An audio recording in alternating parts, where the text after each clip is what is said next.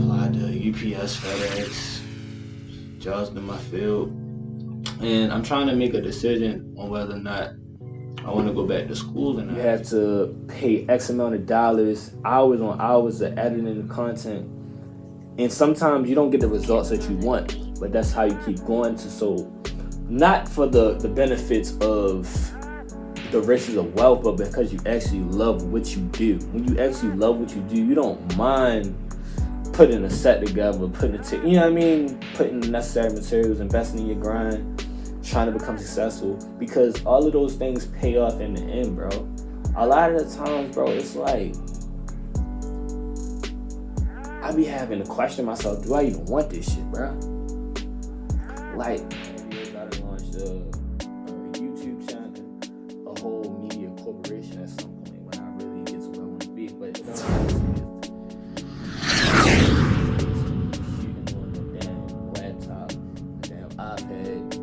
reading goddamn notes off a phone like this, but you still keep rolling, you still keep going. So all the time, you in the kid, you not up to par. I'ma take it one step at a time. No Jordan Sparks.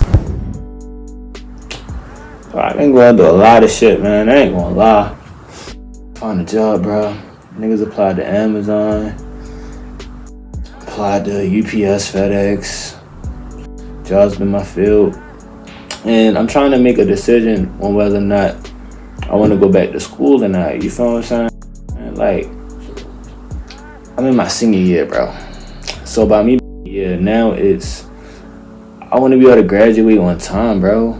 And now I can't do that because now I'm in a situation where I gotta get some shit straight for real. I gotta get some straightening with the school and shit. You feel me? So I can come back stronger.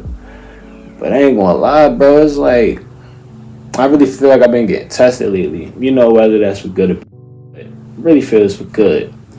But, moral of the story, bro, it's just,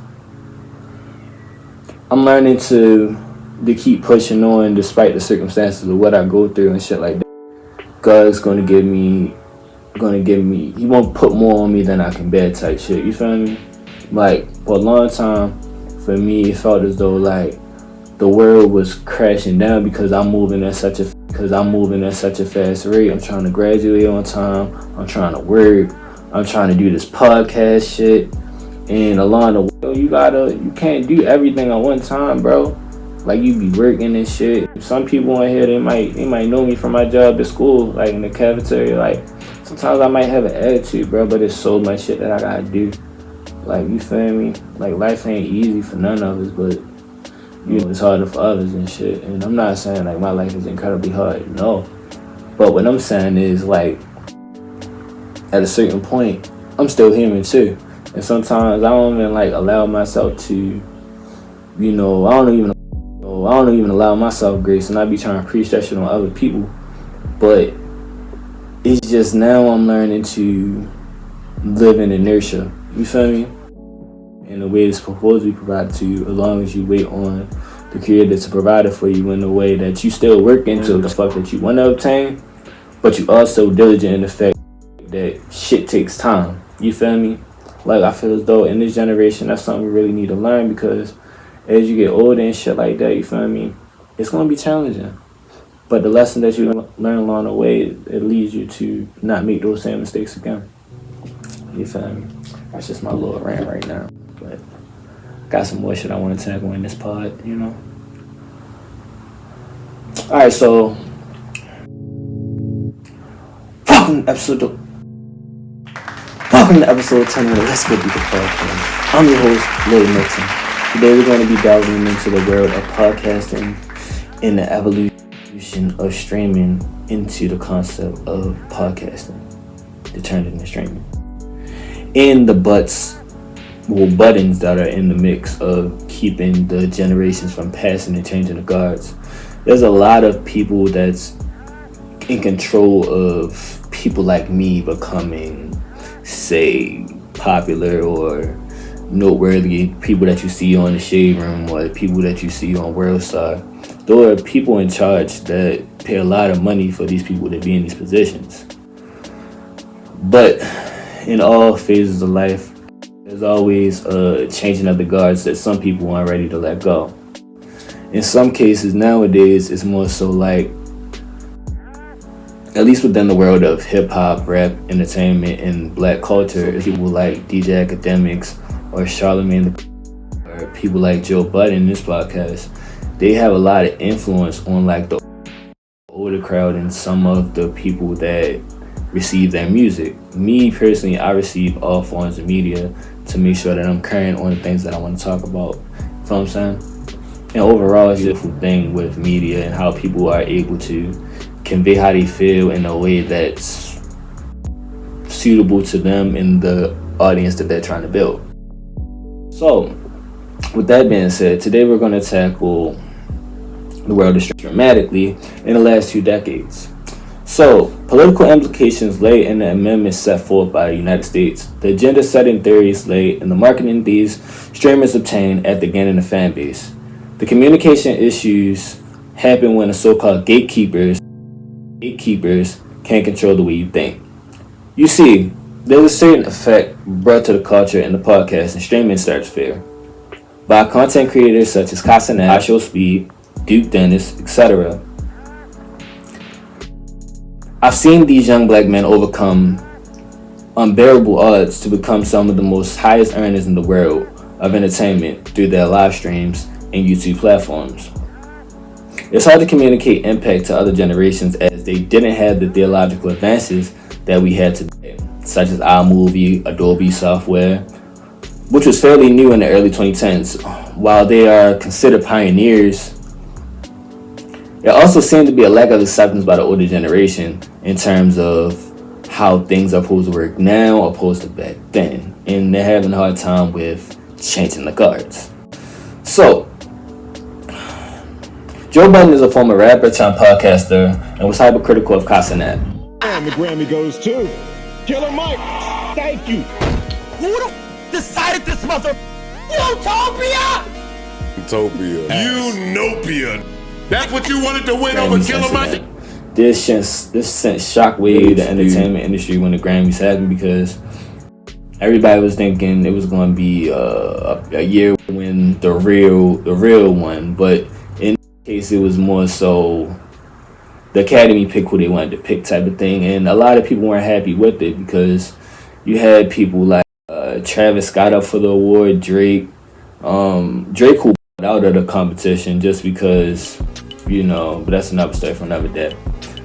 But there were a lot of hot artists up for this, and Killer Mike was 40 years old compared to these 20 or so, 30 or so year old people. Budden seemed to express a level of discontent with Kai, who felt Travis Scott should have won the award and took it home. The next day on Joe Budden's podcast, Budden stated his discontent by stating Kai and this new generation of streamers don't know anything, and basically ranted and raved about the agenda labels we're trying to push in terms of Casanet. Voices in society, and is often the focus of conflict. Gatekeeping is a form of media that implies that media is passed down through channels, meaning like the big three, ABC in terms of the wide range of media, CBS, another one is NBC. Those big three are some of the biggest keepers within this world. They run like the whole entertainment, almost everything. But there are also people that disintegrate down that are also in those positions as well. There was systematic hierarchy in which informatics sent from the top of the industry and trickled down to the artists. Most recently, the concept of streamers' opinion has become a strong importance to the artists, making it essential for the heads of labels such as A&Rs and executives to take notice of said streamers and podcasters, as they have an impact on the success of said streamer, and the reception of said audience will bring the people who put said streamers in position to win.